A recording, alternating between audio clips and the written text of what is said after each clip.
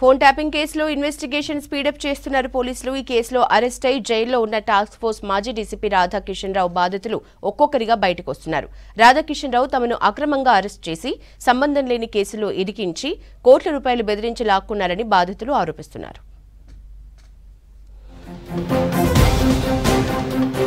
Phone tapping కేసులో task force మాజీ DCP Radhakishan రావు arrest అయిన తర్వాత అతని బాధితులు ఒక్కొక్కరుగా బయటకు వస్తున్నారు.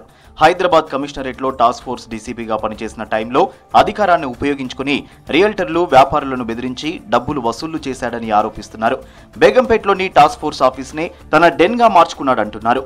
రాత్రి టైంలో అరెస్టులు చేసి అక్రమంగా కస్టడీలో ఉంచుకుని బెదిరించి తమ దగ్గర డబ్బులు తీసుకున్నాడని ఆరోపిస్తున్నారు బాధితులు.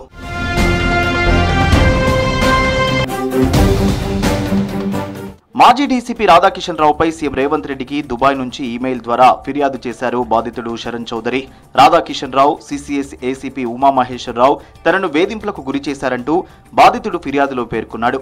2023 ఆగస్టు 1న ఆఫీస్కి వెళ్తుండగా మార్గం మధ్యలో సివిల్ డ్రెస్లో కొంతమంది పోలీసులు తనని కిడ్నాప్ చేశారని శరణ్ చౌదరి తెలిపారు. చాలా మంది నుంచి డిపాజిట్లు తీసుకున్నానని, తనపై అక్రమంగా కేసు నమోదు చేశారని అన్నారు.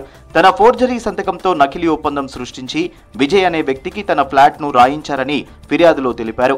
విజయ్ అనే వ్యక్తి మాజీ మంత్రి దయాకర్ రావుకు దగ్గర బంధువు అని చెప్పారు.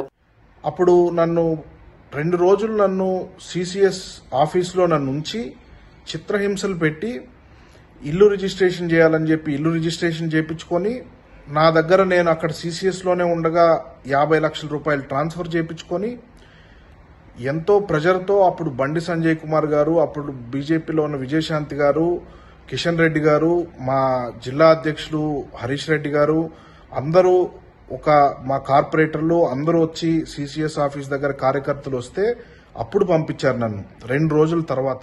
రాధాకిషన్ రావు తనపై అక్రమంగా కేసులు పెట్టించాడని డీజీపీని కలిసి ఫిర్యాదు చేశారు. ఎమ్మెల్యే కొనుగోళ్ల కేసు నిందితుడు నందకుమార్ తనను అక్రమంగా అరెస్టు చేసి రాత్రంతా బంధించి చిత్రహింసలు పెట్టాడన్నారు.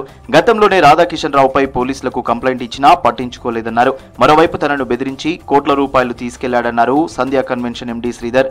ఇదే విషయమై పంజాగుట్ట పిఎస్ లో కంప్లైంట్ చేశారని తెలిపారు. నేను మళ్ళా బయటికి రాకూడదు, నేను బయటికి వస్తే ఇలాంటి విషయాలు మళ్ళీ బయటకు వస్తాయని చెప్పి వాళ్ళు నన్ను చాలా ఇబ్బందులు పెట్టారు.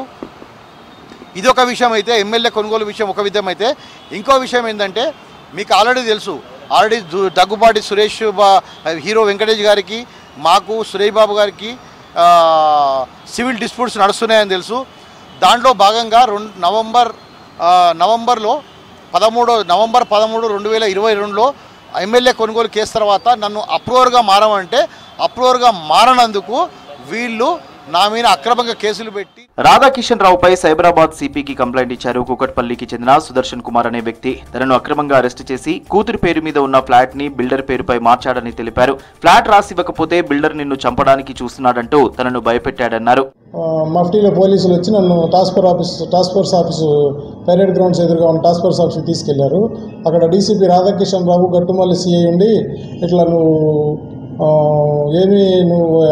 ఫ్లాట్ ఖాళీ చేసి వెళ్ళిపోవాలి, నువ్వు ఇచ్చిన 60 లక్షలకి ఫ్లాట్ వస్తుందా, మేము అది చేస్తున్నావు ఇది చేస్తున్నాం, మీద వేరే కేసులు బనాయించి లోపడేస్తాము, ఏమనుకుంటున్నావు, మేము పవర్లో ఉన్నాము, నువ్వు ఎక్కడెక్కడ తిరిగినా మాకు తెలుసు, ఏమనుకుంటున్నావు అని చెప్పి బాగా బెదిరించారు.